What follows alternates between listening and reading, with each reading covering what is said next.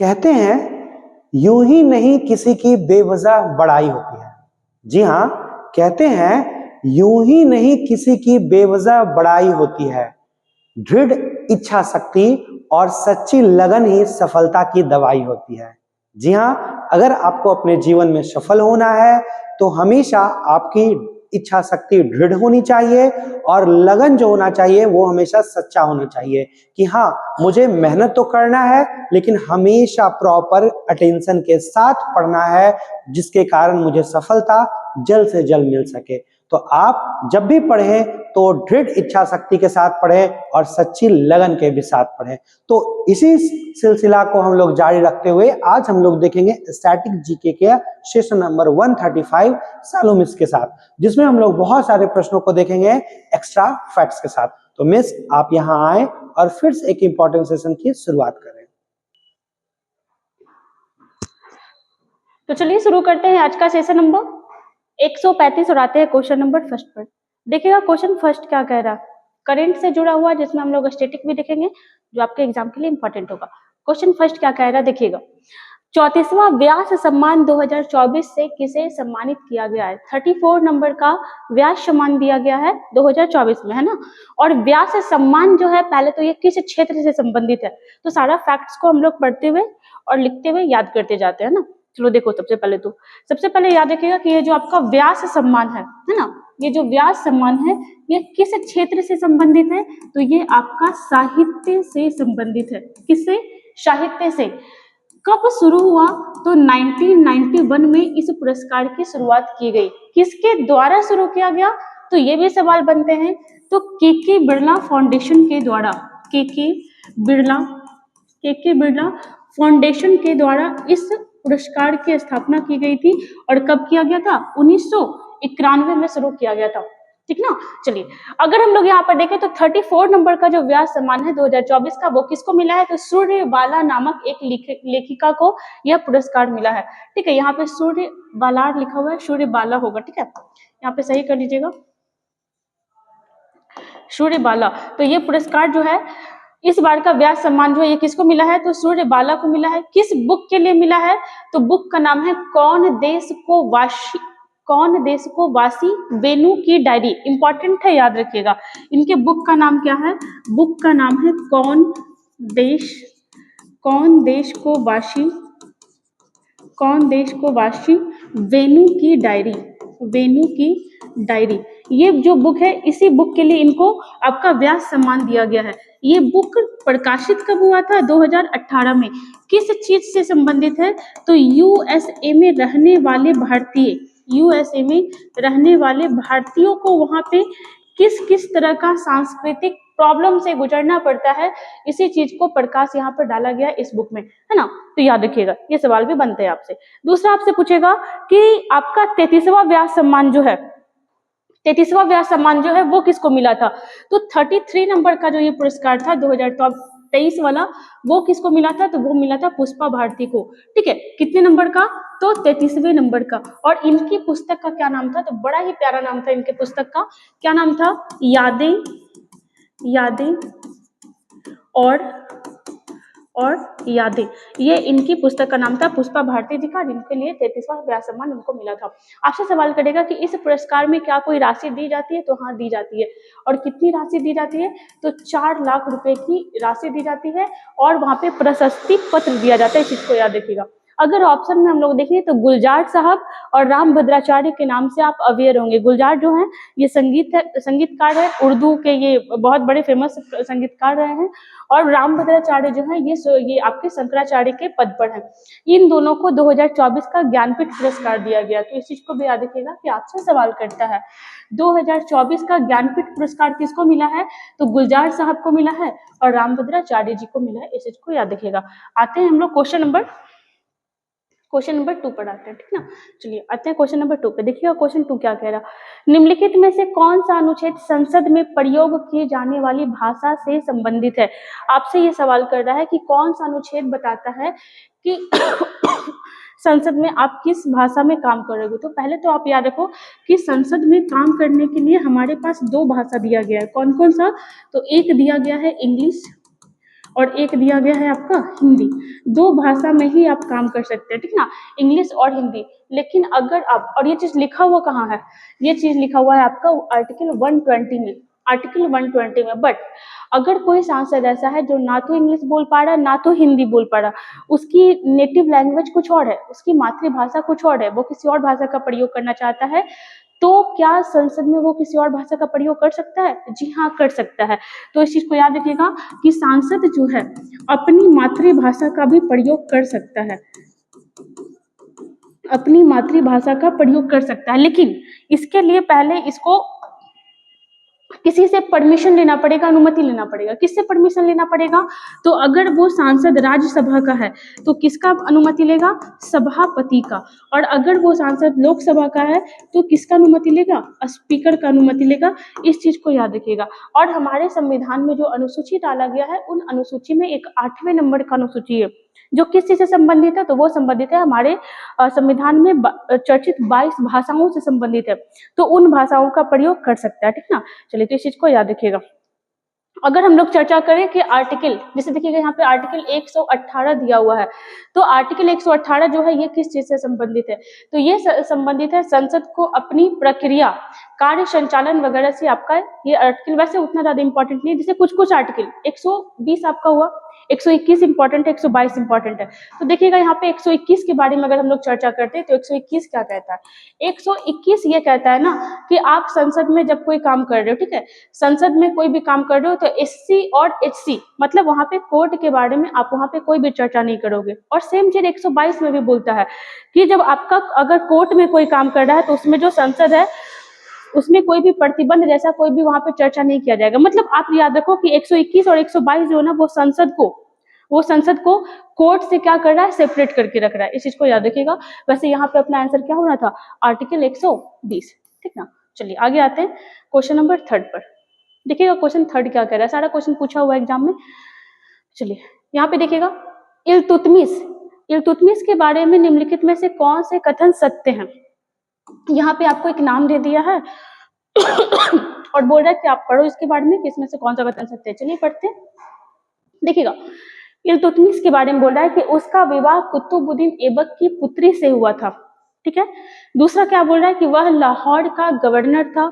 और तीसरा बोल रहा है कि उसने अपनी पुत्री को अपना उत्तराधिकारी मनोनीत किया था।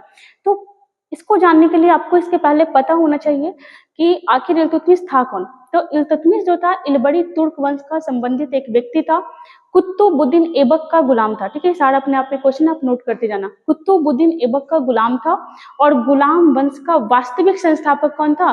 तो ये था आपका इल्तुतमिश।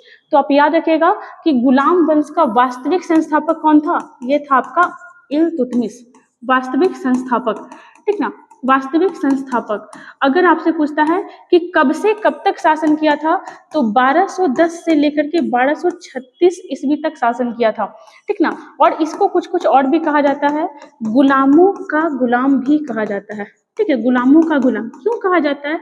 क्योंकि ये जिसका गुलाम था वो भी किसी का गुलाम था। मतलब समझ रहे हो आप, इल्तुतमिश जो था कुतुबुद्दीन ऐबक का गुलाम था और कुतुबुद्दीन ऐबक जो था ये मोहम्मद गौरी का गुलाम था। तो इसीलिए इसको किस चीज का संज्ञा दिया जाता है? गुलामों का गुलाम, ठीक ना। वास्तविक संस्थापक रहा था ये दिल्ली सल्तनत का कह लो या गुलाम वंश का कह लो। आगे अगर हम लोग देखें तो इसने शासन में कई सुधार किए थे, जैसे इसने इक्ता व्यवस्था शुरू किया था। इक्ता व्यवस्था क्या होता था? तो काम के बदले जो वेतन दिया जाता है ना, वो वेतन नहीं दे करके वो क्या करता था? तो वो आपका जमीन दे दिया करता था। और देखिएगा, अगर और भी हम लोग देखें तो इसने 2 प्रकार के सिक्का चलाया था। तो एक चलाया था सिक्का चांदी का और एक चलाया था आपका तांबा का। तो तांबा का जो सिक्का चलाया गया था ना, उसको क्या कहा जाता था? जीतल। क्या कहते थे? जीतल। और चांदी का जो चलाया गया था उसको क्या कहते थे? उसको कहते थे टंका। उसको क्या कहते थे? टंका। तो पहला तो ये जो आपका स्टेटमेंट दिया हुआ था कि क्या ये कुतुबुद्दीन ऐबक का दामाद भी रहा था, तो इस चीज को याद रखिएगा कि यह ऐबक का गुलाम भी रहा था। ऐबक का गुलाम भी रहा था और साथ में दामाद भी रहा था, ठीक है। एक चीज और आप याद रखना कि कुतुबुद्दीन ऐबक जो था ना, वो कुतुब मीनार का निर्माण शुरू करवाया था, ठीक ना। लेकिन इसकी मृत्यु हो गई थी तो पूरा काम उसको करवाया कौन था? उसका पूरा काम करवाया था इल्तुतमिश करवाया था, इल्तुतमिश, ठीक ना। और जिस जिस समय ये सुल्तान बनने वाला था, तो सुल्तान बनने से पहले ये कहीं का गवर्नर रहा था। कहाँ का गवर्नर रहा था? तो बदायूं का गवर्नर रहा था। बदायूं का गवर्नर, ठीक ना, क्या रहा था? बदायूं का गवर्नर। और ये बदायूं जो क्षेत्र है ये कहाँ पड़ता है? ये पड़ता है आपका यूपी में, ठीक ना। तो देखो यहाँ से हमारा क्या आंसर निकला, उसका विवाह कुतुबुद्दीन ऐबक की पुत्री से हुआ था। चूंकि वो दामाद है तो आपका पुत्री तो होगा ना, तो ये स्टेटमेंट आपका सही है, ठीक ना। दूसरा देखिएगा, वह लाहौर का गवर्नर था, ये स्टेटमेंट गलत है, लाहौर का नहीं था, कहाँ का था? बदायूं का था। तीसरा हम लोग देखते हैं, उसने अपनी पुत्री को अपना उत्तराधिकारी मनोनीत किया था। देखो हुआ क्या था, इसके 4 बच्चे थे, इल्तुतमिश के 4 बच्चे थे, जिसमें से 3 जो था, 3 भाई था और 1 पुत्री थी। 3 भाई में जो बड़ा भाई था नसीरुद्दीन महमूद करके उसका नाम था, वो योग्य था। बाकी का जो 2 था वो अयोग्य था, और इसी वजह से वो नहीं चाहता था कि उसके अयोग्य पुत्र जो हैं उसके बनाए हुए साम्राज्य को बिखेर दे। इसलिए मरने से पहले ही उसने अपने वसीयत में किसके नाम का उत्तराधिकारी घोषित कर दिया था? तो अपनी पुत्री, जिनका नाम क्या था? रजिया सुल्तान, ठीक है। इनकी पुत्री का नाम क्या था? रजिया सुल्तान। और इनका बड़ा पुत्र जो था वो योग्य था, योग्य होने के बावजूद इल्तुतमिश के सामने ही उसकी मृत्यु हो गई थी, इसलिए उसने उसका मकबरा भी बनवाया था। और ये क्वेश्चन भी एग्जाम में पूछा हुआ है कि सुल्तान गढ़ी का मकबरा किसने बनवाया था? इल्तुतमिश ने बनवाया था। तो इस चीज को याद रखिएगा कि सुल्तान गढ़ी का जो मकबरा था ये कौन बनवाया था? इल्तुतमिश बनवाया था। किसके लिए बनाया था? अपने बड़े पुत्र के लिए बनाया था, ठीक ना। किसके लिए बनाया था? अपने बड़े पुत्र के लिए बनाया था। तो क्या अपना तीसरा ऑप्शन भी सही है? उसने अपनी पुत्री को अपना उत्तराधिकारी मनोनीत किया था, तो ये भी सही है। बाकी इतना सारा फैक्ट्स आप याद रखिएगा। अपना आंसर क्या होता था? ऑप्शन नंबर डी, केवल 1 और 3 यहाँ पे सही है, दूसरा वाला गलत था। लाहौर की जगह पे क्या होता? बदायूं होता। क्वेश्चन नंबर 4 पे आते हैं। देखिएगा, भारत में वहाबी आंदोलन का नेता निम्नलिखित में से कौन था? पहले तो आप ये बताओ कि ये जो वहाबी आंदोलन है ये कब चलाया गया, कहाँ चलाया गया, क्यों चलाया गया, है ना। तो पहले तो जो वहाबी आंदोलन है ना, नाम से ही पता चल रहा है कि इस्लाम धर्म से संबंधित है। तो ये जो आंदोलन था ये इस्लाम धर्म में सुधार के लिए था। किसके लिए था? तो इस्लाम धर्म में सुधार के लिए, इस्लाम धर्म में सुधार के लिए था। कब चलाया गया था? तो 1820 में चलाया गया था, 1870 तक जैसे तैसे चलते रहा था। कहाँ से चलाया गया था? तो पटना। और पटना कहाँ, मतलब आप पटना ही याद रखो कि आपका पटना से चलाया गया था। सवाल यह है कि वहाबी आंदोलन का नेता कौन था? तो वहाबी आंदोलन का जो नेता था वो कौन था? सैयद अहमद बरेलवी। कौन थे? तो इसके जो नेता थे वो कौन थे? सैयद अहमद बरेलवी। इस चीज को याद रखिएगा, एग्जाम में पूछा हुआ क्वेश्चन है। एमटीएस या आरपीएफएसआई का जो इस बार आया है ना, उसका था, उसी का क्वेश्चन है। तो इस चीज को भी याद रखिएगा, एग्जाम में क्वेश्चन बनते हैं। चलिए आगे आते हैं। क्वेश्चन नंबर 5 देखना।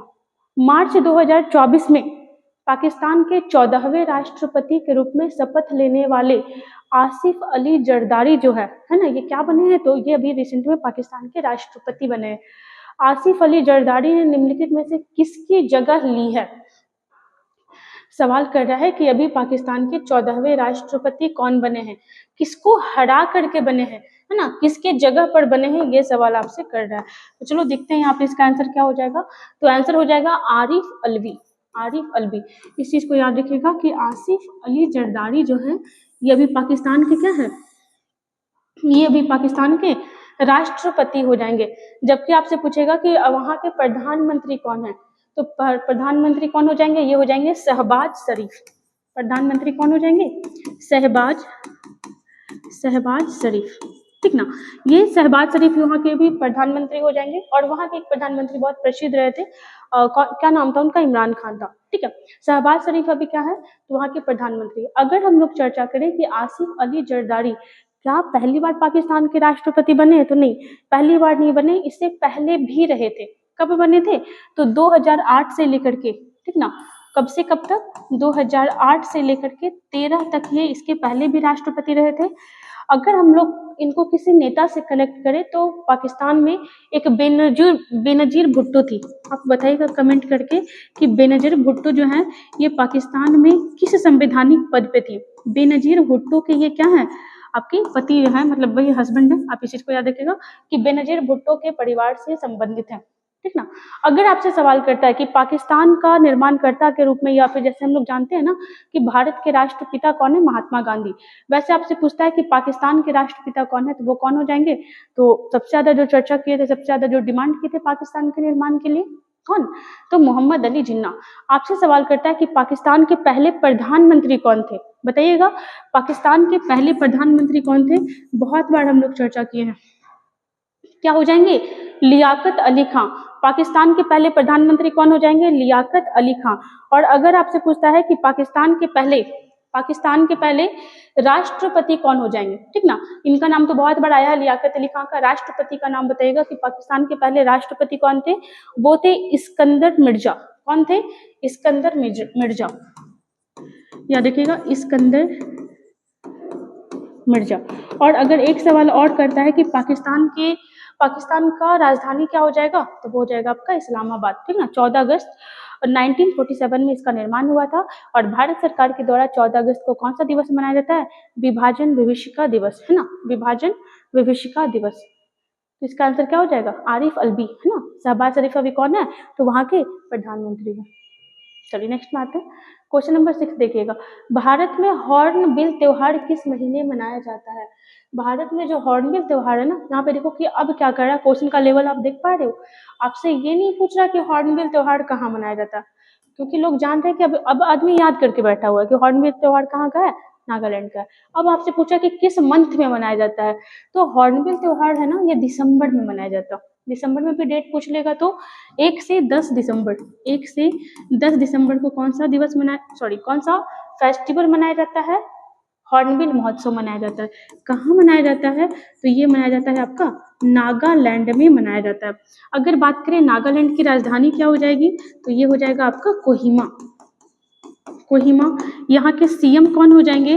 तो सीएम हो जाएंगे नेफ्यू रियो। और यहाँ के गवर्नर कौन हो जाएंगे? तो गवर्नर हो जाएंगे ला गणेशन। ये क्या हो जाएंगे? तो नागालैंड के गवर्नर हो जाएंगे। आंसर याद रखिएगा। देखो ये तो हॉर्नबिल हो गया। आपसे पूछेगा कि पक्के पागा हॉर्नबिल महोत्सव कहाँ मनाया जाता है, मतलब यहाँ पे समझ रहे हो आप, हॉर्नबिल के आगे एक वर्ड यूज कर दिया, कौन सा वर्ड? पक्के पागा, ठीक ना, पक्के पागा हॉर्नबिल महोत्सव, इसके आगे एक वर्ड जोड़िएगा, हॉर्नबिल।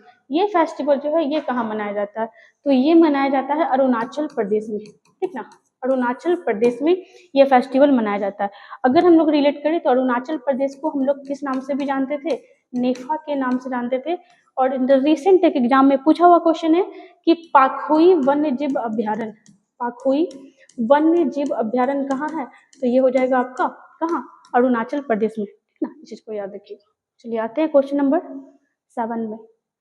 भारतीय संविधान की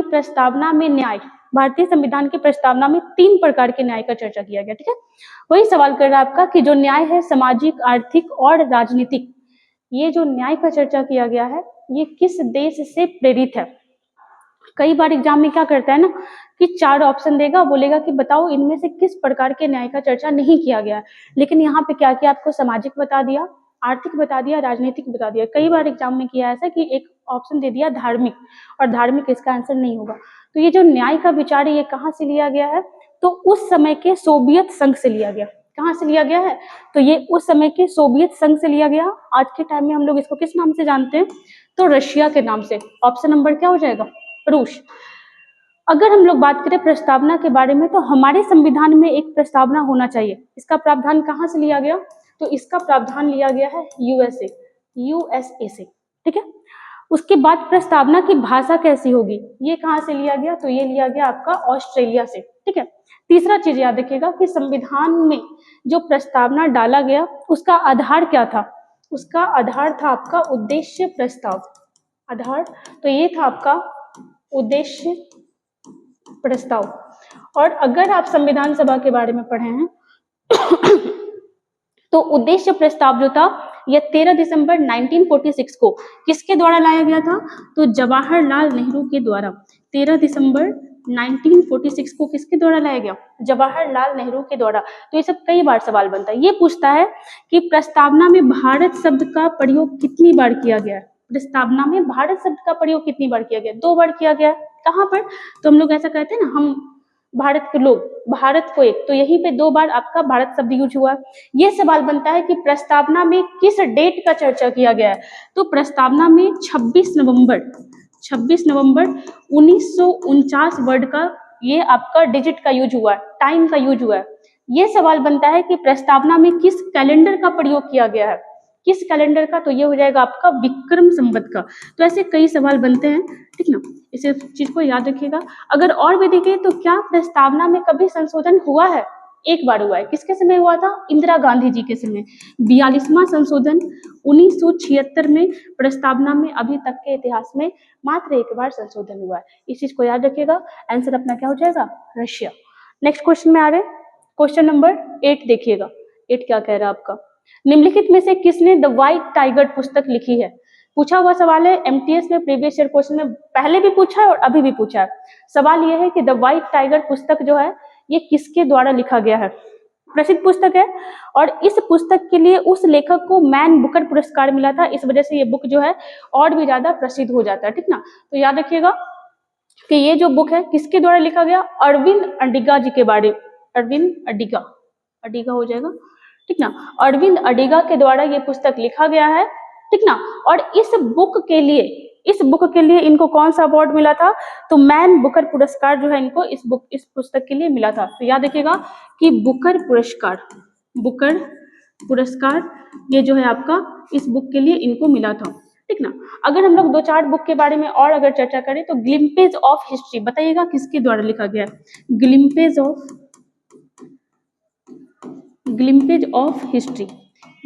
ऑफ हिस्ट्री जो है ये किसके द्वारा लिखा गया। देखो ये पुस्तक ले लो या फिर आप ले लो डिस्कवरी ऑफ इंडिया, ये पुस्तक किसके द्वारा लिखा गया, तो दोनों ही पुस्तक जो लिखा गया है ये भारत के पहले प्रधानमंत्री जवाहरलाल नेहरू जी के द्वारा लिखा गया। तो इसका आंसर क्या हो जाएगा, JL नेहरू। अगर बात करें महात्मा गांधी जी के बारे में तो इन्होंने हिंद स्वराज पुस्तक लिखा है ना। ऐसे तो कई सारी पुस्तक लिखे, माई एक्सपेरिमेंट विथ ट्रूथ, और ये सवाल भी अभी पूछा ही था किसी एग्जाम में कि सत्य के साथ मेरे प्रयोग पुस्तक कौन लिखा है, सत्य के साथ मेरे प्रयोग, इसी को हम लोग इंग्लिश में क्या कहते हैं, माई एक्सपेरिमेंट विथ ट्रूथ। ये पुस्तक कौन लिखा है, तो ये आपका महात्मा गांधी जी के द्वारा लिखा गया। इसी के साथ एक और कनेक्ट करेगा, हिंद स्वराज, ये भी किसके द्वारा लिखा गया, तो ये दोनों पुस्तक जो है ये गांधी जी के द्वारा लिखा गया है, ठीक ना। चलिए एक नाम यहाँ पे हम लोग और कनेक्ट करते हैं, रविन्द्रनाथ टैगोर। अगर देखें रविन्द्रनाथ टैगोर के द्वारा कौन सा पुस्तक लिखा गया, 2-4 नाम याद रखिएगा, काबुली वाला, गोरा, ये भी अभी रिसेंट में पूछा है एग्जाम में, काबुली वाला हो गया, गोरा हो गया, गीतांजलि, ठीक ना, ये और पोस्टमैन, ये सारी पुस्तक जो है किनके द्वारा लिखा गया है, रविन्द्रनाथ टैगोर जी के द्वारा लिखा गया। इस चीज को याद रखिएगा। यहाँ पे आते हैं हम लोग नेक्स्ट क्वेश्चन में, क्वेश्चन नंबर 9 देखिएगा। यहाँ पे जनगणना 2011 के अनुसार भारत के निम्नलिखित में से किस केंद्र शासित प्रदेश में जनसंख्या घनत्व सबसे कम। अभी देखो परसों 22 तारीख को सिविल कोड का एग्जाम था, उसमें भी ये क्वेश्चन पूछा हुआ था और कई बार आपको वीडियो में बताया। सवाल ये था कि भारत के किस राज्य में जनसंख्या घनत्व सबसे कम है। पहले तो आ जाओ कि जनसंख्या घनत्व, देखो अभी रिसेंट में एमटीएस में यूटी के बारे में पूछा है, और ये जो बिहार का एग्जाम हुआ था ना इसमें स्टेट के बारे में पूछा हुआ था। और हम लोग तो इतना बार चर्चा किया है कि हम लोग को स्टेट क्या उसका संख्या भी याद है कि कितना जनसंख्या घनत्व वहां का है। तो पहले तो आप बताओ कि जनसंख्या घनत्व पॉपुलेशन डेंसिटी होता क्या है। तो पॉपुलेशन डेंसिटी मतलब होता क्या है कि 1 किलोमीटर स्क्वायर में कितने व्यक्ति रह रहे हैं, वही किस चीज को दिखाता है, तो वो आपका दिखाता है जनसंख्या घनत्व को। अगर बात करें भारत का कि भारत में अगर पूरे भारत को देख लेते हैं तो औसतन भारत में 1 किलोमीटर स्क्वायर में कितने व्यक्ति रहते हैं, तो अगर भारत का लेंगे तो हो जाएगा आपका 382। भारत का हो जाएगा 382। इसका मतलब क्या हुआ कि भारत में प्रति 1 किलोमीटर स्क्वायर में 382 लोग रह रहे हैं, ठीक ना। पूरे भारत का देखते हैं तो भारत में सबसे ज्यादा कहाँ का है, तो सबसे ज्यादा है आपका कहाँ का, हमारे बिहार का। बिहार में पॉपुलेशन डेंसिटी बहुत ज्यादा है और यूपी में पॉपुलेशन बहुत ज्यादा है। सबसे कम कहाँ है बिहार में, तो सबसे कम है बिहार में सबसे कम कहाँ है भारत में, अरुणाचल प्रदेश में। और अरुणाचल प्रदेश में कितना है, 17। मतलब आप देखो कि अरुणाचल प्रदेश में अगर पूरे आप 1 किलोमीटर स्क्वायर में जाते हो तो ओनली 17 लोग वहां रहते हैं, जबकि अंडमान निकोबार यूटी में सबसे कम हो जाएगा, ठीक ना। यूटी में अगर सबसे कम पूछता है तो कहाँ का हो जाएगा, अंडमान निकोबार का हो जाएगा। और यहाँ कितना हो जाएगा, तो खैर इसके कंपेयर में तो ज्यादा ही रहेगा, कितना जाएगा, ये हो जाएगा आपका 46। इस चीज को भी याद रखिएगा। आपसे सवाल करता है कि भारत में सेक्स रेशियो जो है लिंगानुपात, भारत में लिंगानुपात सबसे ज्यादा कहाँ है, तो भारत में सबसे ज्यादा लिंगानुपात हो जाएगा केरल में, और सबसे कम कहाँ हो जाएगा, हरियाणा में। ये सारी चीज को याद रखिएगा, और ये सब चीज तो हम लोग क्लास में कई बार डिस्कस किए है ना। ठीक है, तो देखिएगा अरुणाचल प्रदेश का कितना हो जाएगा, 17 डिजिट के साथ याद रखिएगा। अंडमान निकोबार का कितना हो जाएगा, तो अंडमान निकोबार का हो जाएगा 46। यहाँ पे आंसर हम लोग लगाते हैं, क्या हो जाएगा, अंडमान निकोबार। अगर देखो एक सवाल और भी पूछा हुआ था, मतलब हम एक चीज तो देखें ना कि इस बार जितना भी आंसर किया आया है, अगर आप सबको बस एक नजर देखिएगा ना, तो आपको ये देखने को मिलेगा कि हर दूसरे एग्जाम में ये आपका जो सेंसस होता है ना, जनगणना से हर एग्जाम में क्वेश्चन आता है। तो यहाँ पे एक दो चीज और याद रखिएगा।